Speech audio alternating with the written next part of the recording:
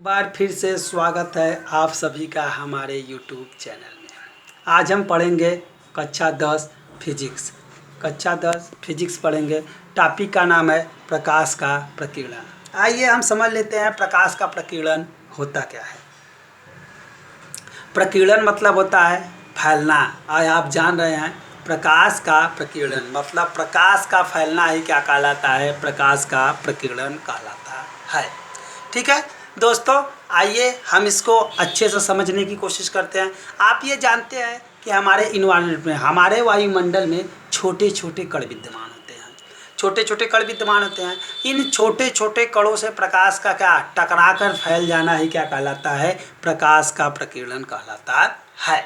आइए हम इसको थियरी के माध्यम से समझते हैं। किसी संचरण माध्यम जिसमें अन्य पदार्थ के कण भी उपस्थित होते हैं। आप जानते हैं कि हमारे वायुमंडल में छोटे छोटे, बहुत ही छोटे छोटे क्या होते हैं, कण उपस्थित होते हैं। ठीक है, उपस्थित हो तो इन कणों से टकराकर प्रकाश की किरणें क्या हो जाती हैं, इन कणों से टकराकर प्रकाश की किरणें क्या हो जाती हैं, फैल जाती हैं। उन्हीं किरणों को फैल जाना ही क्या कहलाता है, प्रकाश का प्रकीर्णन कहलाता है। ठीक है, किरणों का फैल जाना ही क्या कहलाता है, प्रकाश का प्रकीर्णन कहलाता है। तो आप ये समझ जाइए कि किसी भी कण से टकराकर प्रकाश की किरणें विभिन्न दिशाओं में फैल जाती हैं, वहीं प्रकाश का क्या कहलाता है, प्रकीर्णन कहलाता है। ठीक है, आगे हम पढ़ते हैं। कुछ इसके नोटेड पॉइंट है, कुछ नोट के विषय में पढ़ लेते हैं। आइए, हमारा ये नोट है, तरंग दैर्घ्य कम तो प्रकीर्णन क्या होगा, ज़्यादा होगा।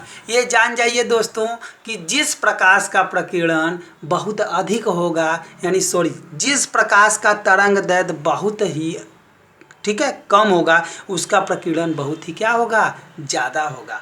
मतलब कि जिसका तरंग दैर्घ्य ज़्यादा होगा, यानी जिसका तरंग दैर्घ्य कम होगा उसका प्रकीर्णन क्या होगा, ज़्यादा होगा। जैसे बैगनी रंग, बैगनी रंग का प्रकीर्णन क्या होता है, बहुत ही ज़्यादा होता है। यानी बैगनी रंग बहुत ज़्यादा क्या होती है, फैलती हैं।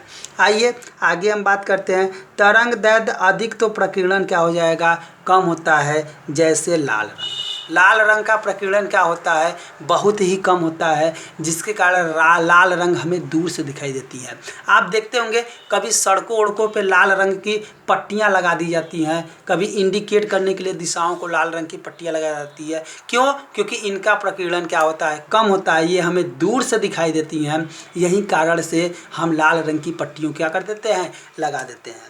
और एक इसका छोटा सा एग्जाम्पल लेते हैं, टीवी का टावर या मोबाइल का टावर। आप टावरों पे देखे होंगे तो लाल रंग की क्या लगी रहती है, बत्ती लगी रहती है। लाल रंग की क्या लगी रहती है, बत्ती लगी रहती है। तो हमें क्यों दूर से दिखाई देती है, क्यों लाल रंग की लगी रहती है, तो ये इसलिए लगी रहती है कि उसका प्रकीर्णन क्या होगा, कम होगा, और जिसका प्रकीर्णन कम होगा वो हमें दूर से दिखाई देंगे, इसीलिए उस पर लाल रंग की लगी रहती है, बैगनी की नहीं लगी रहती है। क्योंकि बैगनी रंग की प्रकीर्णन क्या होता है, ज़्यादा होता है, यानी वह ज़्यादा फैलती है, और लाल रंग कम फैलता है, यानी नाम मात्र का फैलता है, जिसके कारण लाल रंग हमें बहुत दूर से दिखाई देती है। जैसे रोड के पट्टियों पर देखा होगा, टीवी के टावरों पर या मोबाइल के टावरों पर लगा हुआ रहता है। तो ये किसके कारण होता है बाबू, प्रकाश के प्रकीर्णन के कारण होता है। आइए हम इसके कुछ उदाहरण के विषय में जान लेते हैं कि इसके कुछ उदाहरण क्या है।